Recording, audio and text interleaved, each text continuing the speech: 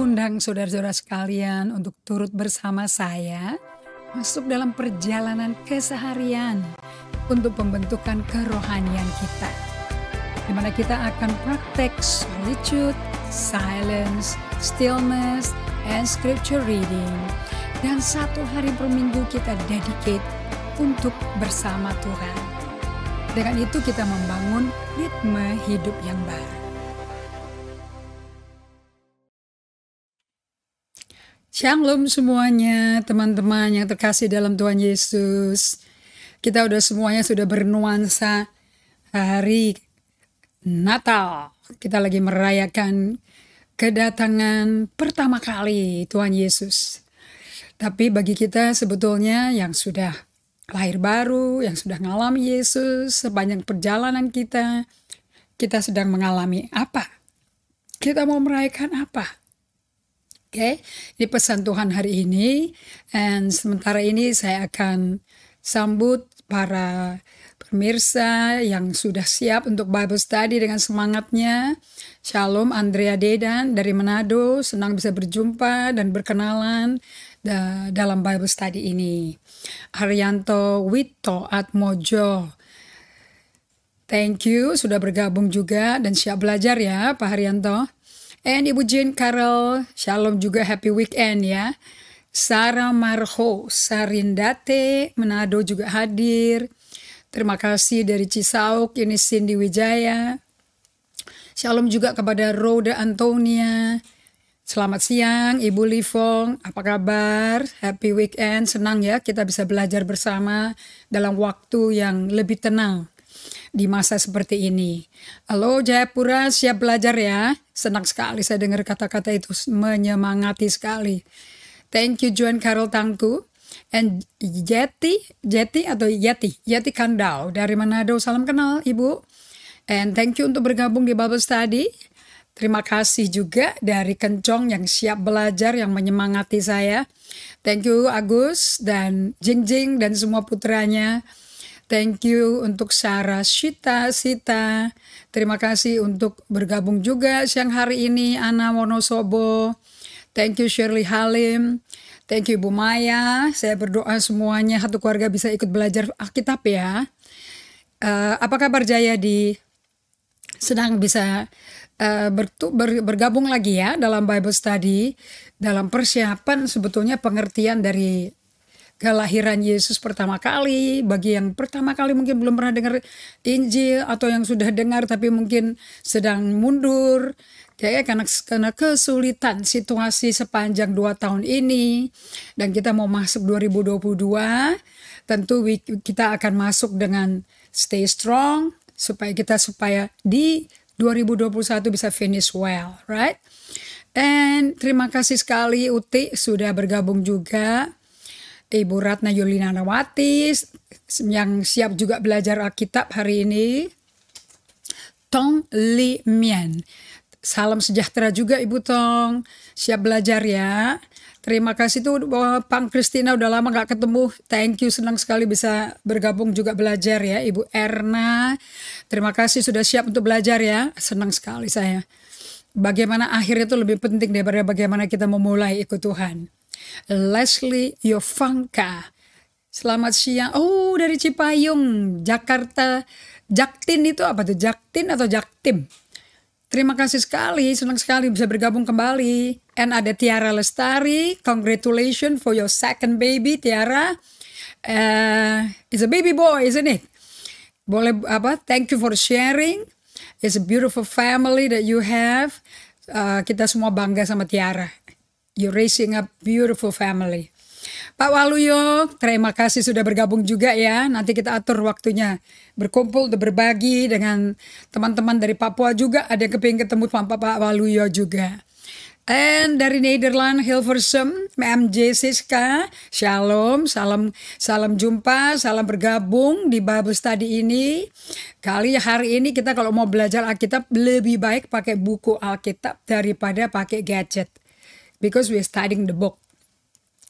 So, saya welcome dari Belanda, and Dino Herda Wahani, siap belajar juga. Ibu Yudit Manalo juga siap belajar. Ibu Fanny Ong, Teresa Meles, thank you untuk bergabung.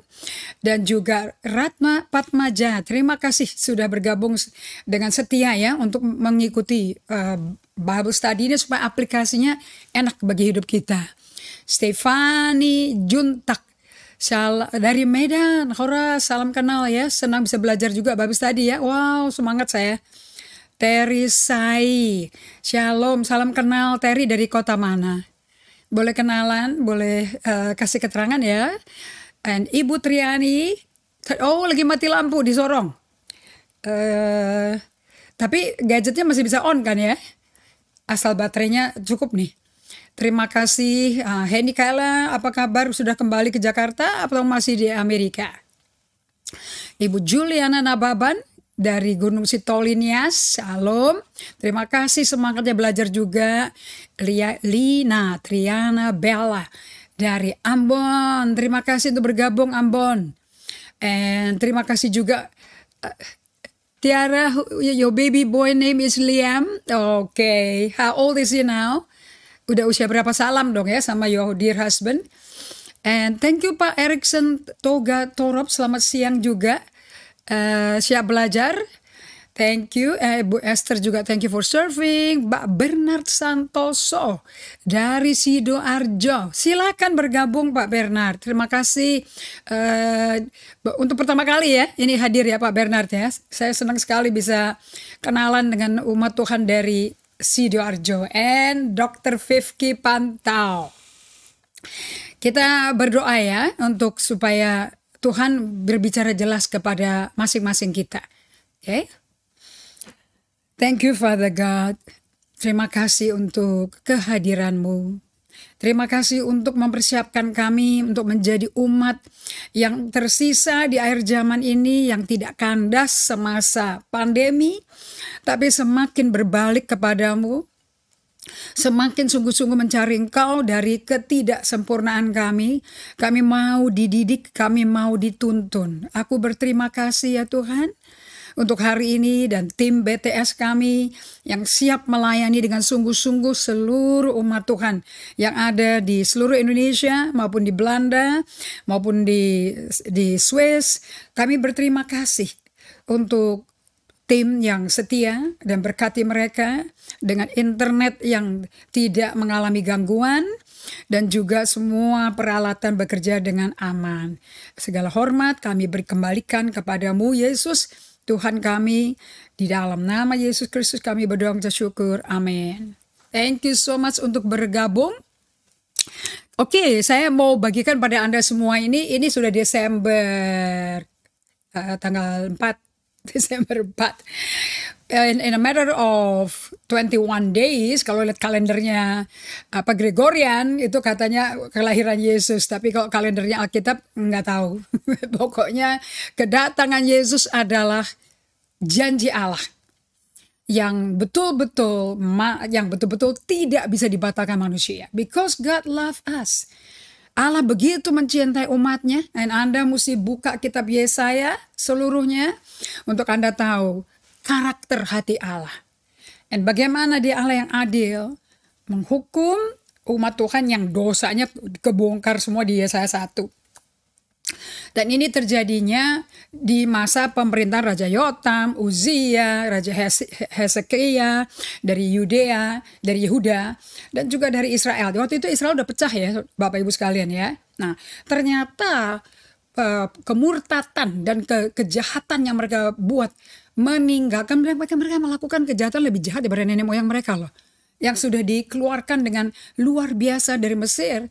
Sekarang mereka sudah di tanah perjanjian. Aduh, ngeri sekali perbuatan mereka sampai akhirnya mereka ke Babel. Nah sekarang saya mau bawa Anda Christmas dan global pandemic COVID-19 ini apa. Kalau Anda, saya sudah bagikan di Matius 24 atau kita pakai Lukas 21 ayat 11 deh ya. Saya buka sebentar ya. Sebetulnya apakah kita ini, bagi yang baru pertama kali bergabung, apakah kita ini hidup di tengah-tengah nubuatannya Yesus? Jadi kalau Anda baca Matius 24, Markus 13, Lukas 21, 100% itu nubuat Yesus. Nggak mungkin dong Yesus ngawur salah. Ya. Di ayat 11.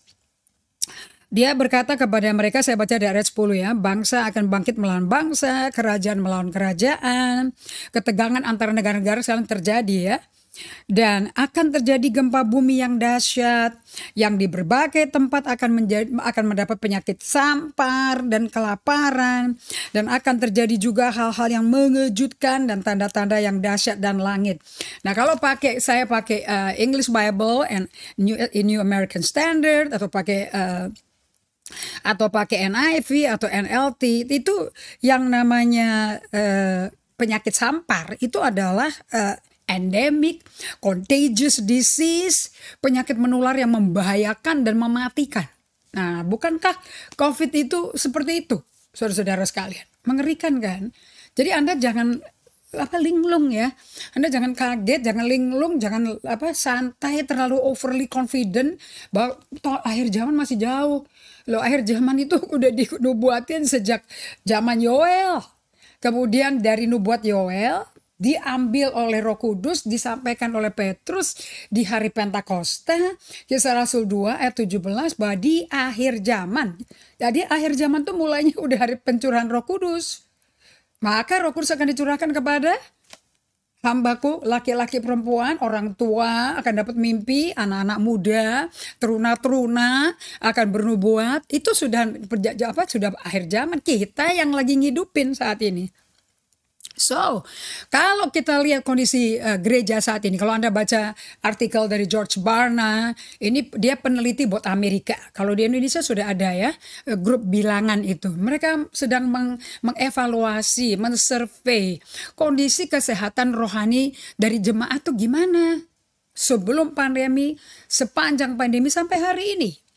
Dan hari ini saya percaya Anda semua sudah tahu ya nama varian daripada COVID yang terbaru, saudaranya Delta, Omicron. Nah, jadi di 2022 kita menghadapi vaksin baru mungkin, saya nggak tahu, atau booster kemudian kita nggak tahu vaksin mana yang efektif, efikasinya tuh nyata, sehingga Anda bisa jalan-jalan kembali. Mungkin suatu hari bisa tanpa masker seperti di Eropa, di Amerika, tapi ya kena lagi. Akibatnya mereka ketularan, terpapar lagi. Dari survei dan assessment para gereja-gereja, ternyata sisa-sisanya umat Tuhan yang bertahan setia untuk dimuridkan Yesus. Kalau Anda ikut sama saya pelajaran daripada emotionally healthy spirituality, Anda masuk ke pemuridan. This is actually discipleship. Okay? Ini bukan buku doa. Ini buku discipleship. Ada 8 step di mana Tuhan akan membawa Anda ke dalam tempat-tempat yang Anda tidak suka, tapi Anda akan kenal dirimu. Akibatnya Anda kenal Tuhan. Anda akan dibawa ke masa lampaumu untuk bisa maju ke masa depanmu. Ingat ya, pesan saya di hari Kamis ya, di mana Anda harus ingat masa depanmu. Nubuat itu penting sekali. Kita wahyu itu nubuat. Itu hebatnya menjadi pengikut Kristus. Masa depan kita udah dibikin jadi sejarah. So kalau Anda gak fokus ke masa depan, masa lampaumu akan mendikte Anda. So dari genogram di bab 5, kemudian Anda akan dibawa masuk ke tempat di mana Tuhan mengizinkan Anda mengalami segala macam ujian pencobaan yang mengerikan seperti Ayub. Oke? Di mana sampai akhir gara-gara penderitaan yang katastrofik, benar-benar hilang kekayaan, anaknya meninggal semua, istrinya ngutukin dia, borokan di badannya. Tetapi di Ayub 42 akhirnya Ayub bisa sadar dia selama ini kenal Tuhan hanya karena dengar khotbah. Tapi hari itu matanya melihat Tuhan dan dia minta dicabut semua kata-katanya dia. Pinter khotbah ternyata salah semua. Nah kalau tujuannya Anda ngalami semua itu.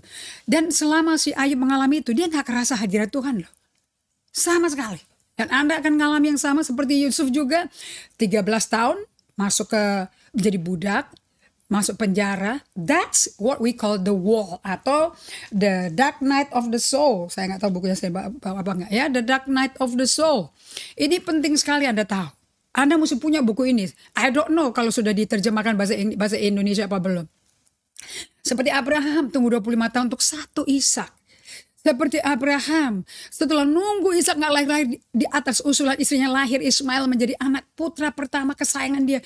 Tapi Tuhan bilang, aku nggak mau dia. Itu bukan anak perjanjian, itu anak hasil kedaginganmu. Okay? Kemudian dia tunggu lagi, akhirnya Sarah nyerah. Ishak lahir.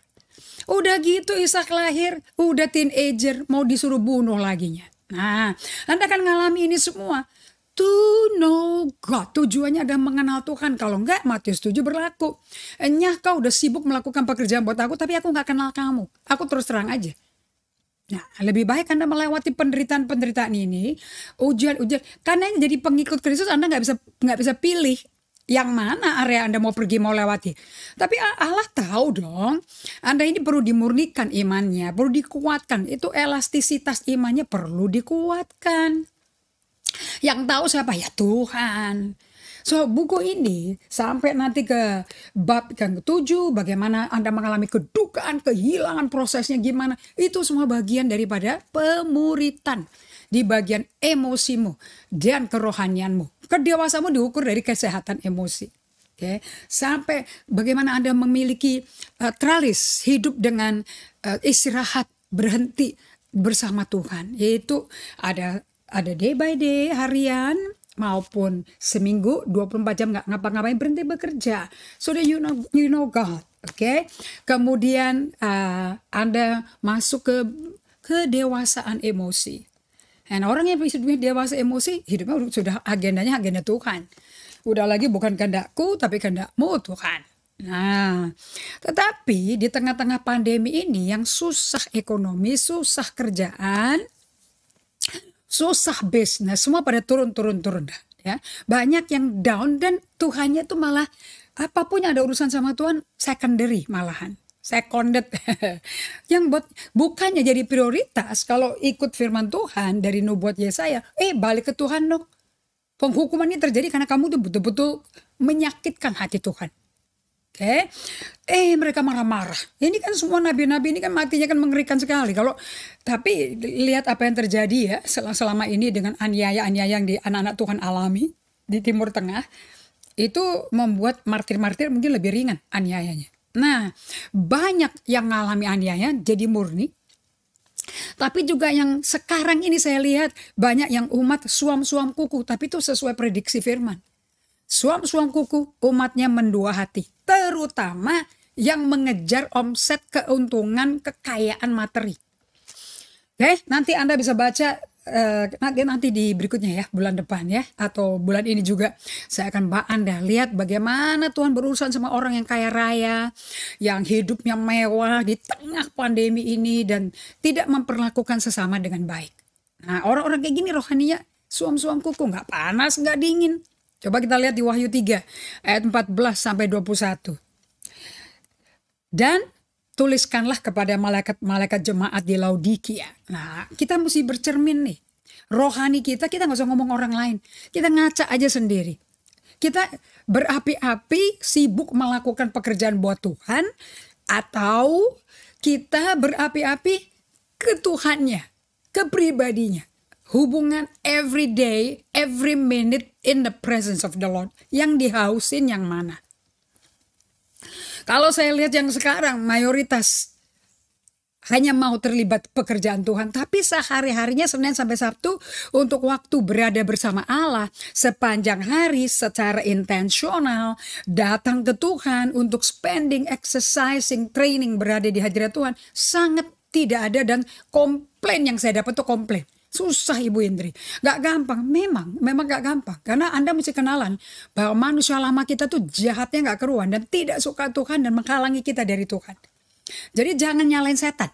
Setan udah dilucuti kok kuasanya. Tetapi ada manusia yang perlu disalipin itu loh. Nah itu sangat berontak kalau mau disalipin. Dan Anda tahu itu, yang tahu Anda sendiri. Ayo kita lihat jemaat yang dagingnya tidak disalibkan dan kompromi luar biasa. Inilah firman dari Amin. Nama lain Yesus adalah Amin. Nama Yesus lainnya adalah saksi yang setia dan benar. Nama lainnya adalah permulaan dari ciptaan Allah. If you want to know the beginning of the beginning, adanya Yesus. Oke? Karena tidak ada yang ada bisa ada tanpa dia ada dulu. Right? Anda bisa baca Ibrani 1 ayat 1 itu. Ayat 15. Aku tahu, kata Yesus. Ini Tuhan melakukan assessment, survey, langsung. Aku tahu segala pekerjaanmu. Tentu Allah bisa ngomong gitu karena dia maha hadir kan. Engkau tidak dingin, engkau nggak panas. Ya, asal aktif-aktif di acara hari Minggu gereja udah bagus lah. Tapi sehari-hari untuk buka Alkitab ngantuk, ketiduran. Jadi buku Alkitab ini makanya jadi nggak populer, diganti sama gadget, lebih populer pakai lampu, bisa sekaligus berbarengan ada WA chat masuk, email masuk, bisa gonta-ganti Alkitab dan WA, Alkitab dan WA. Well, kalau Anda seperti itu, Anda nggak dingin, Anda nggak panas. Saya jamin Anda akan spend more time di gadgetnya daripada dengan Tuhannya. Itu udah pasti. Baca Alkitab di gadget tidak sama dengan Anda berada di hadirat Tuhan. Tidak sama-sama sekali. Karena orang yang berada di hadirat Tuhan akan mengalami Tuhan. Oke? Alangkah baiknya jika engkau dingin atau panas. Ini kata Tuhan Yesus. Jadi karena engkau suam-suam kuku, tidak dingin, tidak panas. Ini kan dengan kasih ya. Dia kasih tahu ini dengan kasih loh. Tidak kasar marah-marah loh. Aku akan memuntahkan kau dari mulutku. Saya ingat sekali John Bevere ngomong seperti ini waktu saya terjemahin. Sesuatu yang perlu dimuntahkan itu berarti gak ada tempat di perut kita. Karena gak ada tempat makanya dimuntahin. Bayangin gerejanya gak ada tempat di tubuhnya Yesus. Yesus kepalanya, kita tubuhnya, betul? Karena engkau berkata, aku udah kaya. Aku telah memperkayakan diriku. Aku tidak kekurangan apa-apa. Dan karena engkau tidak tahu bahwa engkau melarat dan malang, miskin, buta dan telanjang. Jadi di sini Anda lihat ya, persepsi Tuhan tentang kita dan persepsi Tuhan tentang Anda dan persepsi Tuhan tentang bagaimana dia maunya kita. Oke. So ayat 17 tuh digambarin tuh. Mestinya kamu baiknya begini nih. Tetapi kamu begini. Nah kamu tuh begitu kenapa? Gak panas, gak dingin, suam-suam kuku, mesti dimuntahin. Kenapa? Karena kamu tuh gak sadar. Kamu gak ada sadar diri. Engkau tidak tahu berarti gak ada self-awareness dong. Bahwa kau melarat, malang, jadi kayanya definisi dunia sama kaya definisi Tuhan tuh beda. Malang, pitiful kondisinya. Miskin, buta, dan telanjang. Alias kalian mendefinisikan kekristenanmu sama bagaimana Allah lihat kekristenan seharusnya. Itu gak sinkron. Jadi problemnya apa ini? Seeingnya problem. Melihatnya tuh problem. Karena bagaimana Anda melihat, begitulah Anda berpikir. Begitu Anda berpikir, begitulah Anda bertindak. Begitulah Anda berbicara, akibatnya bertindak. Sehingga banyak dari kita memakai tindakan yang seperti yang bukan seperti Tuhan mau, tapi seperti kita pikir sudah beres. Karena kekayaan adalah patokan Tuhan menyertai kita. Really? Ayat 18. Maka Yesus menasihatkan engkau supaya engkau membeli daripadaku, disuruh transaksi loh. Kau beli dari aku deh. Ya, karena orang mau ikut Tuhan itu mesti sangkal diri pikul salib setiap hari, mesti hitung biayanya berapa ya. Nah, supaya engkau beli daripadaku emas. Emas itu selalu lambang logam mulia yang telah dimurnikan dalam api. Ini bukan emas mentah loh, tapi emas yang sudah dimurnikan berarti cairan. 24 karat itu cairan. Seperti kaca. Agar engkau menjadi kaya. Ini kaya yang sesuai lensa persepsi seeingnya Tuhan. Dan juga pakaian putih. Gak ada hubungannya dengan warna putih ya. Supaya engkau memakainya. Agar jangan kelihatan ketelanjanganmu. Ini kalau saya baca agar nggak kelihatan ketelanjanganmu itu sama seperti yang dikatakan di Kejadian 3 ya. Kejadian 3 di mana Adam berkata, aku takut ketemu engkau karena aku telanjang. Nah, ketelanjangan ini bicara mengenai shame. Shame sama guilt beda ya. Shame itu berarti jati diri Anda yang musuhnya serupa Allah hilang. Nah, that's shame. Kalau guilt itu berbuat salah terus ketangkep basah. Beda sekali. Oke, ketelanjanganmu loh. Aku mau tutup itu. Nah, itu tutupnya dengan apa? Dengan darah anak domba dan rohnya, nyawanya Yesus baru ketutup kembali. Karena di Kejadian 2 ayat 25 dikatakan bahwa keduanya telanjang tapi tidak malu. Karena mereka ditutup oleh hadirat Allah.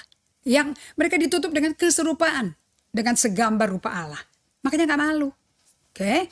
Nah, agar sekarang kamu beli emas. Agar kamu jangan kelihatan ketelanjanganmu. Your shame itu tidak kelihatan. Shame itu timbul karena dosa.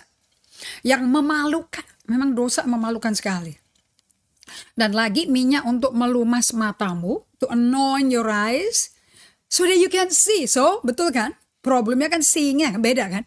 Jadi seeing-nya Allah Bapa, Roh Kudus dalam kita, ngelihat kita kayak apa, plus pendapat kita yang sudah dicampur dengan narasi-narasi pendidikan pengetahuan dari berita dunia. Dunia punya message, dunia punya definisi, itu udah campur aduk. Nah, Anda tahu kita hidup berapa puluh tahun ya? Anda bertahun berapa? Usia berapa waktu Anda lahir baru? Saya 36. Berarti 36 tahun saya pakai narasi apa? Duniawi dong. Itu melambangkan saya loh. Sekarang datang ke Tuhan, Tuhan berkata, bagaimana kau pendapatmu mengenai dirimu sama pendapatku mengenai kamu, beda loh. So, apa itu pertobatan? Datang ke Tuhan, kembali ke Tuhan, supaya narasi yang kita bawa 36 tahun kalau buat saya, itu nanti pelan-pelan diganti dengan narasi firman Tuhan. Saya mau bagikan lagi ya kesaksian ini. I think this is very important. So saya ajak keponakan saya punya anak. Jadi dia cicit saya ya, cicit. Cucu, cicitnya mami saya, cucunya saya. Okay. So dia senang sekali main sama saya. Dia ajak kemana-mana. Orangnya outgoing, extrovert banget deh. Saya bilang yuk, ini ada Tante Kim dari London nih. Kita dinner sama-sama Tante Kim mau masak yuk hotpot. Oke, so kita udah beli di rumah, udah siapin. Dia datang memang udah jam makan. Mbaknya langsung nyuapin dia. Dan kemudian kita stop dulu ya, kita doa bersama dulu ya. Terus bagian amin, kok nggak amin ya nih anak ya. Terus dia bilang, oma, mataku kelip-kelip. Mata kelip-kelip. Kalau pohon Natal kelip-kelip, tapi kalau mata kelip-kelip. Saya tunggu waktu lama untuk ngerti mata kelip. Dia kepedesan. Dia kecium baunya bawang putih yang baru saja dicincang. Dia kecium cabai rawit yang baru dicincang. Itu padahal jauh dari dia loh. So saya angkat, saya pindahin jauh-jauh. Aduh dia kepedesan. Saya bilang, Heli pedes. Bukan kelip-kelip. Kedip-kedip. Karena kepedesan. Tapi dia udah gak dengar kenapa. Air matanya udah keluar. Terus di situ waktu saya duduk, giliran saya mau makan, waktu diam, Anda mesti ngerti ya, Allah kita itu the best friend of silence. Sahabatnya diam. He likes to be quiet. Waktu kita udah biasa ototnya untuk diam, itu kita bisa, frekuensinya nyambung ke Tuhan tuh bisa. Saya tuh lagi duduk di depan sup saya. Kedip-kedip. Kelip-kelip. Dan Tuhan ngomong kayak gini. Di meja makan. Saya share sama maminya. Tuhan berkata seperti ini. Kamu tahu kan? Orang kalau tenang itu kan seperti bayi yang baru disapih. Di rangkulan mamanya kan? Di Mazmur 130 kan? Yes. Kamu tahu gak? Aku tuh mesti, kalau bicara sama kamu, itu bicaranya tuh mesti sabar. Karena kosakatamu yang ada di pikiranmu, itu terbatas. Terbatas artinya apa? Saya tanya. Well, kayak si Haley. Mestinya pedes, matanya kedip-kedip, perih. Tapi dia bilang kelip-kelip. Karena kosakata dia cuma segitu. Oke. Nah, kalau kamu tidak pernah bergaul dengan firmanku, kamu gak hafal kosakataku. Kamu gak ngerti gaya bahasaku. Kamu gak ngerti gaya aku ngomong kayak apa. Jenis kata-kata yang aku pakai itu apa. Kamu akan terus pakai narasi dari dunia ini. Yang kamu telah akumulasi sampai usia 64. So kamu berapa persen setiap hari kamu kasih ke berita dunia, bahan-bahan dunia melalui gadget, browsing, movie, film-film, majalah. Berapa persen kamu pakai untuk diisi dengan berita dunia itu? Versus kamu diisi dengan narasi dari kata-kataku yang ada di Alkitab. Berapa jauhnya aku mesti sabar sama kamu? Seperti kamu sabar sama Heli tadi. Dia gak bisa amin karena matanya kepedesan. Tapi kamu gak ngerti dia kepedesan. Karena dia bilangnya klip-klip.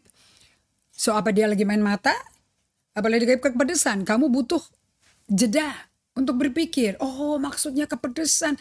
Saya mesti cium. Memang tajam tuh bau garlic baru fresh dicincang. Oh ya. Tapi kan butuh waktu.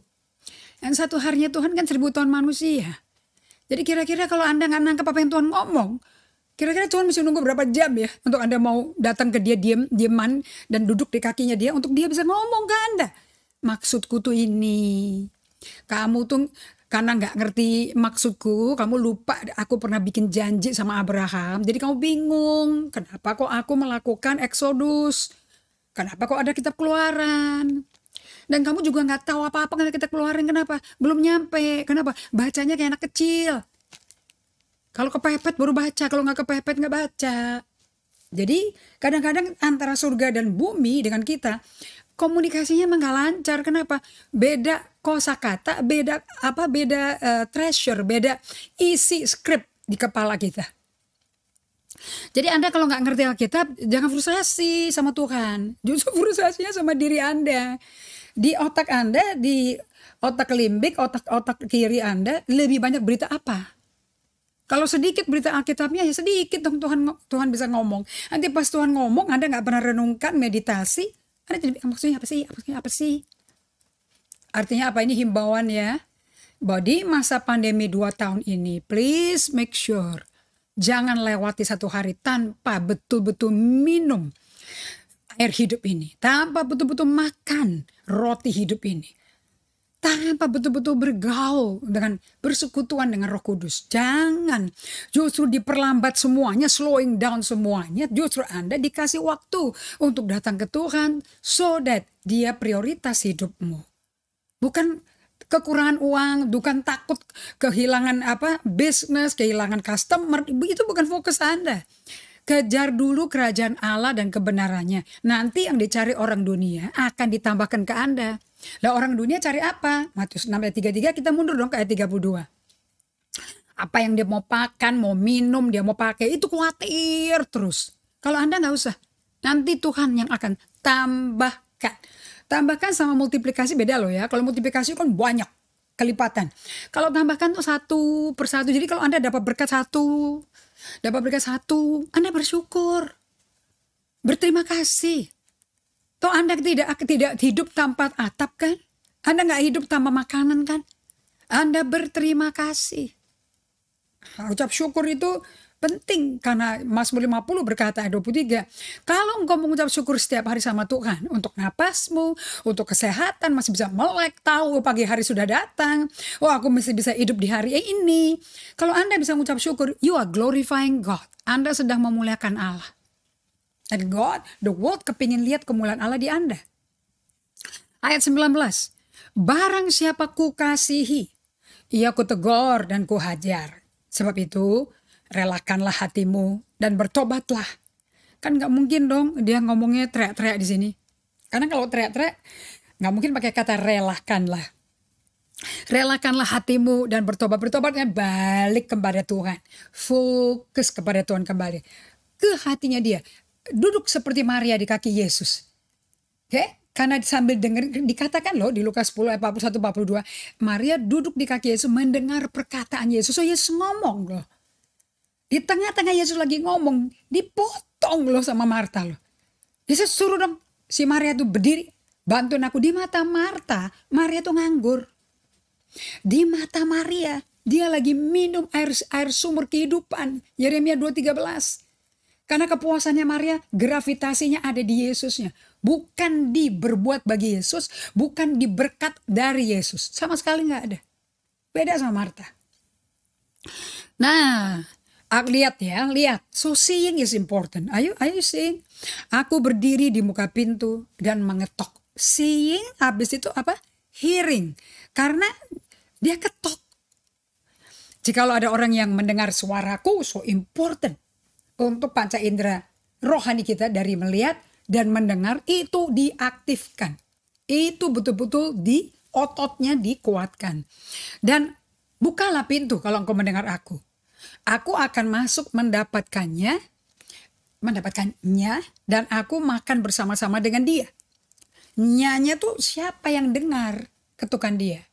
Dan mau duduk dengan dia untuk makan. Ini kan udah persekutuan akrab. Jadi Yesus gak suka hubungan dari jarak jauh. Atau ibadahnya cuma seminggu sekali. Dia sukanya ibadahnya harian. Baru Anda bisa bisa ngomong bersaksi Anda kenal Tuhan apa enggak. Bukan baca buku rohani ya. Amin, betul-betul duduk di kakinya Yesus seperti Maria duduk. Tanpa buku, tanpa Alkitab, hanya duduk di kakinya. Doing nothing, hanya menanti dia untuk berdiam. Tidak minta berkat, tidak minta kado, tidak minta uang, tidak minta kesembuhan, nothing. Hanya berada bersama dia. Itu bedanya Saul sama Daud tuh. Kalau Saul sibuk melakukan proyeknya Tuhan. Udah dosa, ditegur, udah diangkat tak jabatannya, dari jabatan dia ditolak. Tapi dia gak ditolak sebagai orang Israel, tetap anak Tuhan. Sama sekali dia bukannya dia datang ke Tuhan berdiam untuk bertobat. Oh, malah nantang perang mulut berdebat sama Samuel. Sampai Samuel tuh sobek jubahnya loh. Pokoknya dia minta supaya dihormati, supaya rakyat hormat dia dan dia bisa tetap jadi raja. Gak bisa. Karena Samuel itu utusan Allah kok, bukan utusan orang. Nah, di ayat 21, barang siapa menang, ia akan kududukan bersama-sama dengan aku di atas tahtaku. Sebagaimana aku telah menang dan duduk bersama-sama dengan Bapakku di atas tahtaku. Nah, saya mau tanya, ini justru di musim pandemi ini gereja-gereja mestinya melihat dombanya itu kayak apa ya kesehatan rohaninya. Mundur, males, ngantuk kalau datang Bible study. Cuek, udah tahu aku udah seperti itu. Atau betul-betul setiap hari mengkalibrasi untuk mengecek frekuensi. Sebab kita kan usianya kan nggak seperti yang dari zaman purbakala kan, di ancient of days. Kita kan umurnya kan dini banget. Kita kelas preschool, you know. Kayak si Haley, saya punya cucu. Oma, kelip mata, kelip. Kalau kita sudah seusia saya, kita ngomongin, aduh pedes tuh. Aduh sorry ya, aku matanya kepedesan nih. Itu mungkin ada bau bawang tuh. Nah beda kan, enak ngomongnya langsung to the point. Karena sudah paham. Tapi kalau rohani kita kayak Haley, kayak cucu saya. Bahasa kita nggak dimengerti loh. Ada gap jauh. Nah bagaimana Tuhan memperoleh umat muridnya Kristus? Tuhan di musim ini justru lagi nyaring nih. Untuk memperoleh umat Kristus yang menjadi murid Kristus, artinya betul-betul dimuridin Yesus. Di tengah-tengah ketidakpastian masa global pandemi ini. 2022 masih ada dong pandeminya. Masuknya pas akhir tahun tuh si Omikron.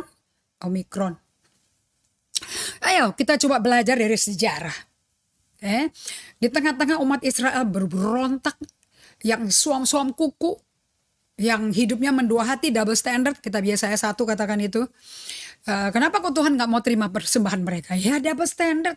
Mereka pakai upacara Yahudi, upacaranya Allah yang diberikan ke Musa, tapi sembayangnya ke Baal Asitoret.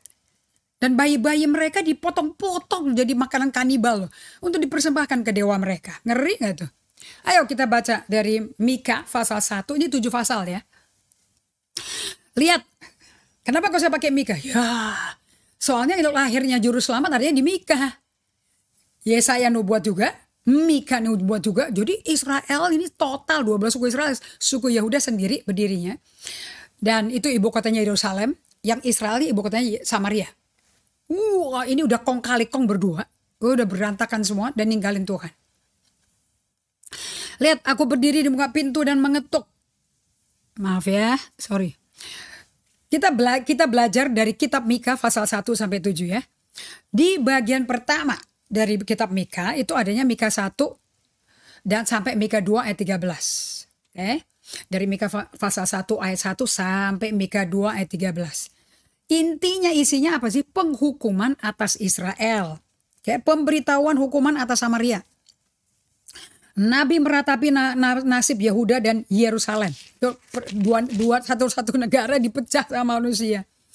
Bagian keduanya, di mana Tuhan menentang pemimpin dan nabi palsu di Israel dan pemulihan kehormatan Israel. Israel biar dihormati lagi. Karena para nabi palsu dan para pemimpinnya, umatnya Tuhan pada budak uang, pada korupsi uang. Bagian yang ketiga itu pengaduan, tuntutan dan hukuman Tuhan terhadap Israel. Namun ditutup di Mika 7. Bagus sekali ini Mika 7.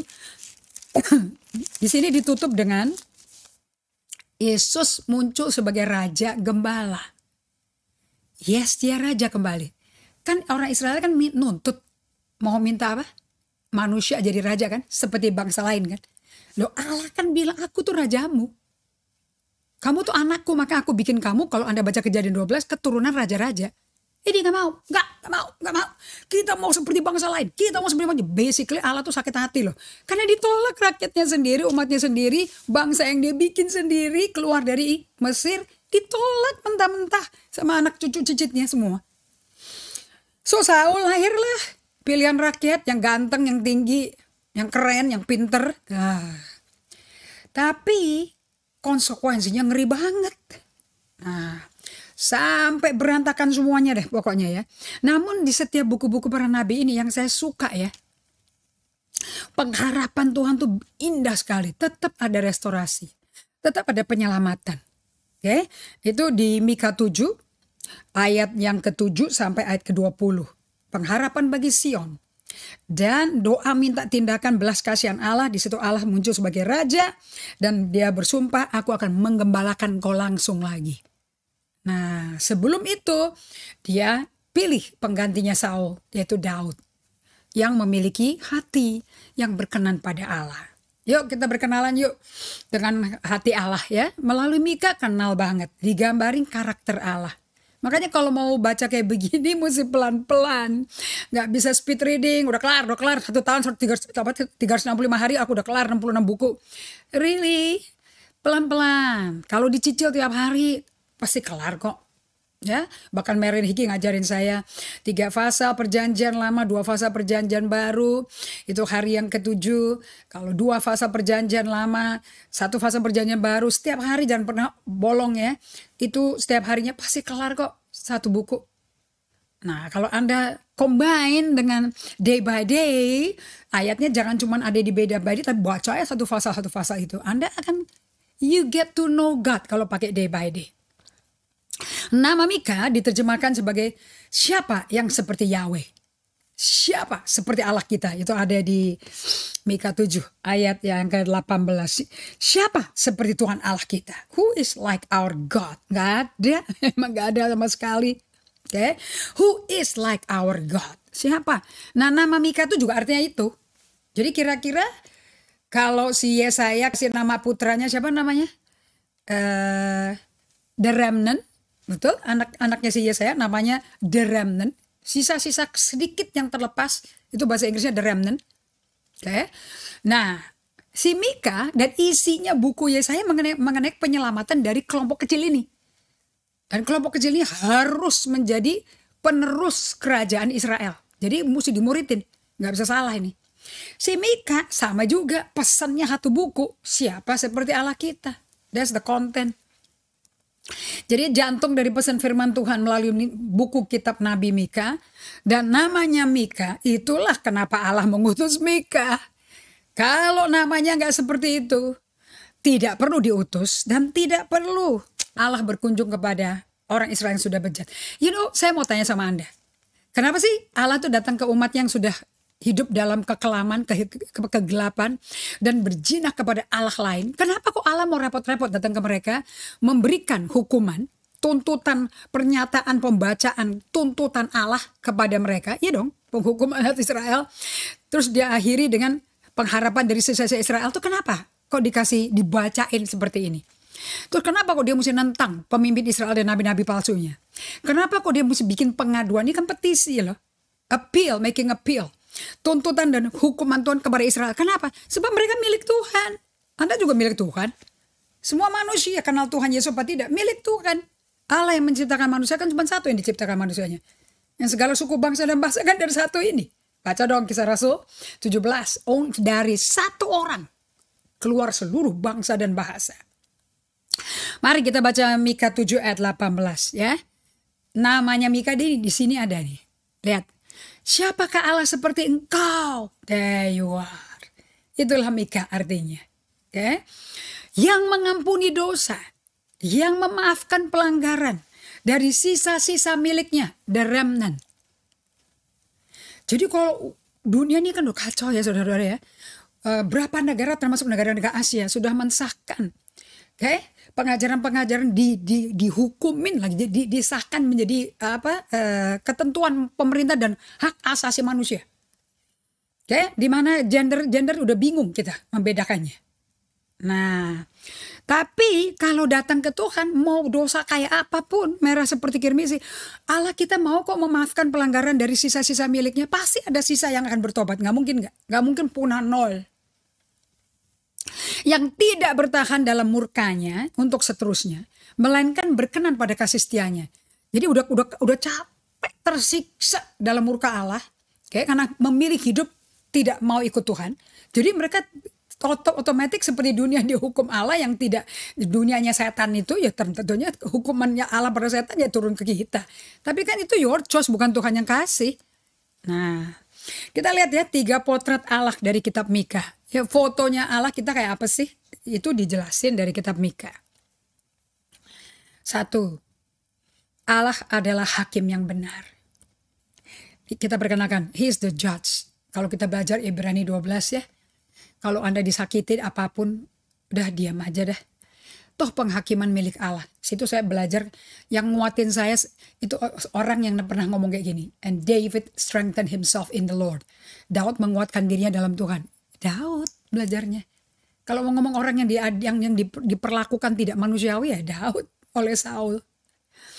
Nah, tapi Allah kan hakim. Nah, ini diperkenalkan di sini. Allah adalah hakim yang benar. Dengarlah, hai bangsa-bangsa sekalian, perhatikanlah, hai bumi serta isinya. Biarlah Tuhan Allah menjadi saksi terhadap kamu. Yakni Tuhan dari baiknya yang kudus, dia mau jadi saksi bagaimana kamu hidup.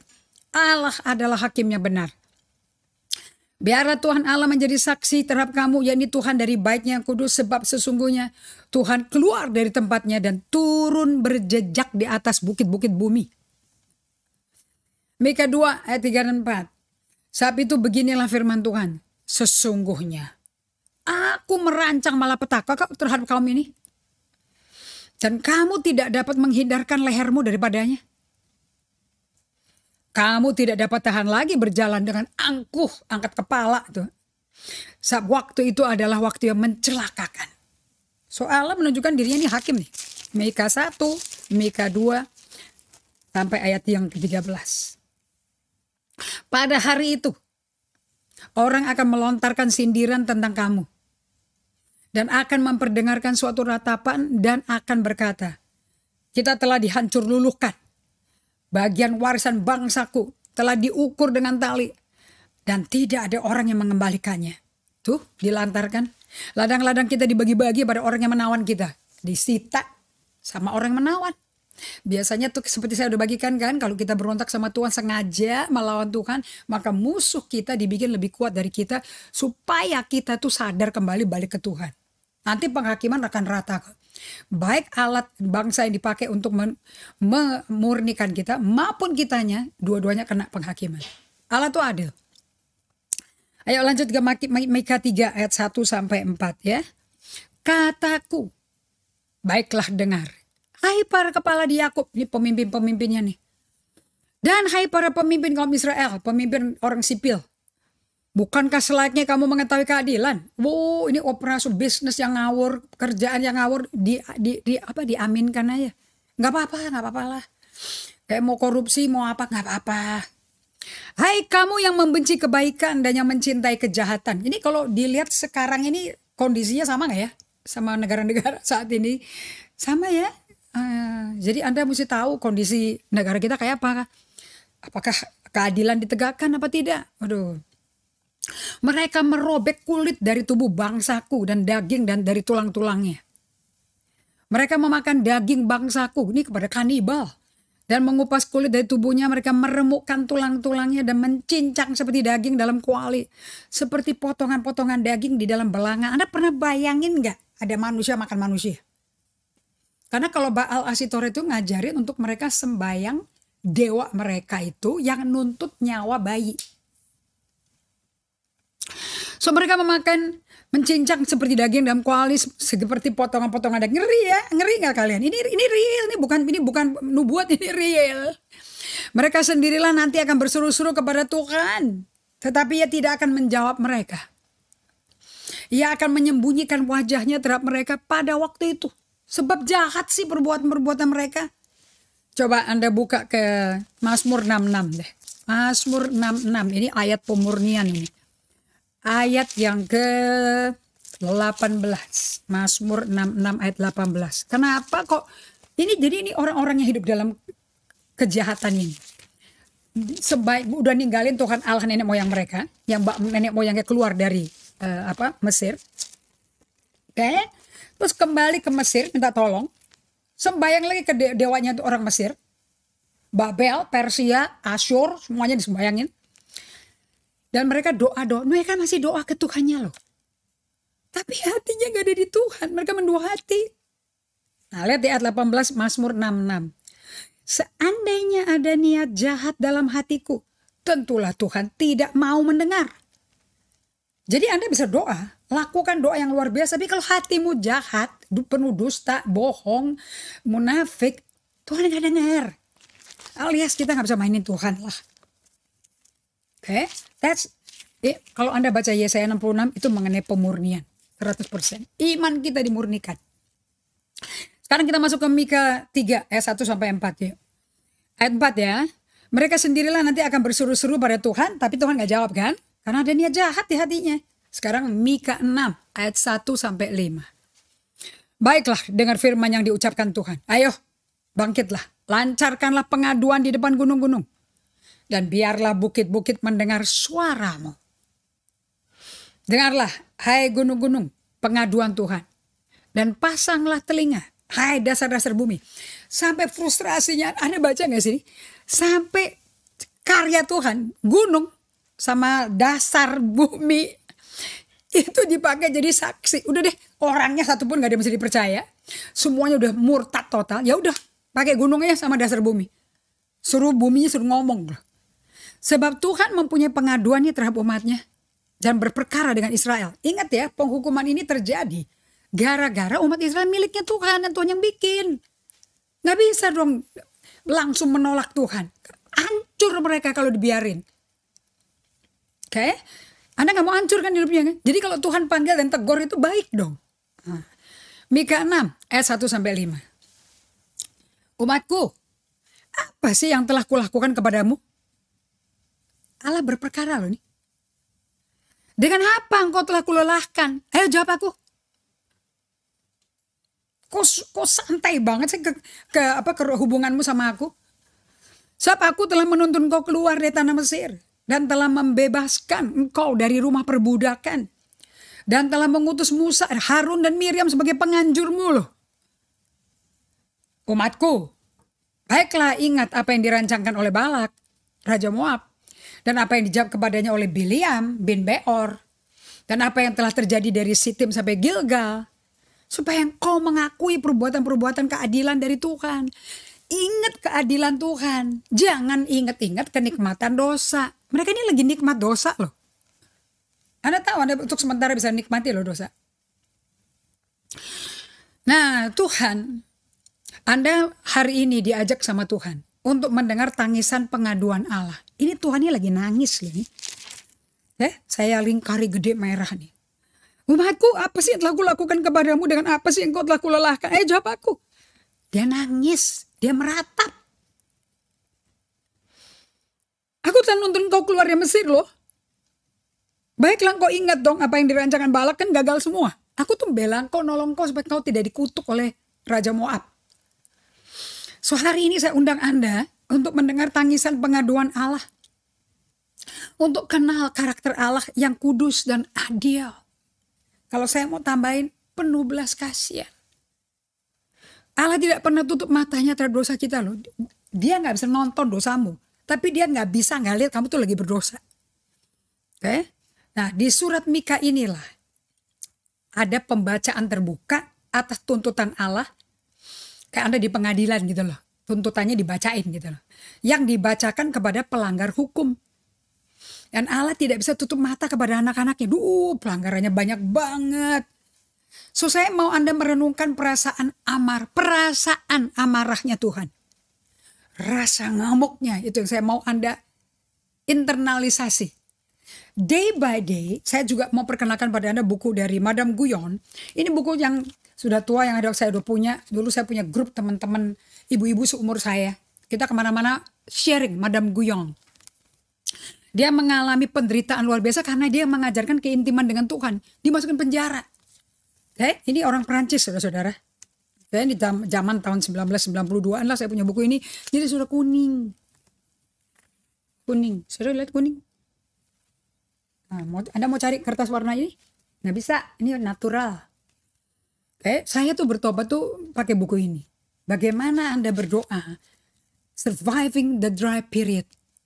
Berjuang melewati masa padang gurun. Tapi menantikan dan percaya di padang gurun Anda akan ketemu Tuhan. Berjumpa dengan Tuhan. Di tempat kesakitan Anda akan ketemu Tuhan. Kalau Anda melakukan day by day dengan silent solitude and stillness, pasti Anda akan bisa ngerasa perasaanmu dan Anda bisa ngerasa perasaan Tuhan. Anda renungkan hati Bapak surgawi gara-gara dosanya Israel tuh. Hatinya dia itu kayak apa ya? Lihat umat yang dia selamatin, dia keluarin, dia jadi milikku. Dia pakai kata pakai kata personification, mine, milikku. Itu kan sangat akrab, sangat spesial. Milikku. Terhadap dosa-dosa Israel dan Yehuda tuh perasaan dia gimana nih? Orang yang bangsa miliknya dia, berlian kesayangan dia kok jadi begini sih? Penuh dengan nafsu dunia. Bahkan mereka hidup dengan perlakuan satu sama lain yang kejam. Anda baca ya Mika ya. Dan mereka ada kecanduan, hidup dengan kecanduan nafsu dunia. Nah saya mau tutup di siang hari ini. Saya mau sampaikan kepada Anda. Ini si Mika ini, Yesaya, Nahum, Amos. Saudara, ini satu kelompok para nabi loh. Yang disebarkan ke seluruh Israel loh. Jadi Tuhan tuh nggak jera-jera, nggak capek-capek. Yang diutus untuk menegur, membawa penghukuman Tuhan, pengaduan Tuhan itu banyak barisan nabinya. So di abad 8 sebelum Masehi, Allah tuh kirim tim utusan nabi-nabi kepada keturunan Yakub. Nabi Yesaya, Amos, Mika ke kerajaan utara, yaitu Israel, ibu kota Samaria, dan selatan, yaitu Yerusalem, Yehuda. Karena dosa mereka. Jadi mereka ini kong-kali-kong. Kalau Yehuda itu keturunannya Daud. Apa sih dosanya mereka? Penyembahan berhala belak-belakan kok. Patung di mana-mana udah bebas. Penyitaan properti milik orang lain disita-sita. Kejam banget deh. Kegagalan para pemimpin sipil Israel. Nah sisanya nanti kita lanjutkan di hari Kamis ya. Saya mau Anda menjadi pembelajar Alkitab. Di musim ini yang cocok bacanya Yesaya. Karena ini persiapan perayaan Natal. Mika, Amos. This is about the first Christmas actually. And bagi kita sekarang, the first season. 2 tahun ini. Untuk hidup tetap. Dengan prinsip Immanuel. Allah beserta kita setiap hari. Kita tundukkan kepala ya. Bapa kami di surga, kami berterima kasih untuk Roh Kudus yang mengajarkan kami. Bahwa day by day untuk menjadi emosi yang sehat supaya hubungan dengan sesamanya sehat dan rohani yang bertumbuh dewasa adalah alat yang akan membedakan yang mau dimuridkan sama yang tidak dimuridkan. Karena untuk belajar hidup bersama Tuhan setiap hari is a big challenge, itu revolusioner benar-benar. Lord, biar semua pembelajar Bible study ini menjadi pelaku firman. Mereka menerima undangan Tuhan, mencari Tuhan, mendengar Tuhan, melihat Tuhan, untuk duduk di kaki Tuhan. These are their priorities, Lord. Aku minta ini terjadi di dalam nama Yesus Kristus Tuhan kami dan Raja kami. Kami berikan hormat pujian hanya bagimu. Dalam nama Yesus. Amin. God bless you. Kita lanjutkan hari Kamis ya, jam 5. Dan jangan tidak baca kitab Mika supaya korelasinya jelas. Tuhan mengasihi dan memberkati Anda semua.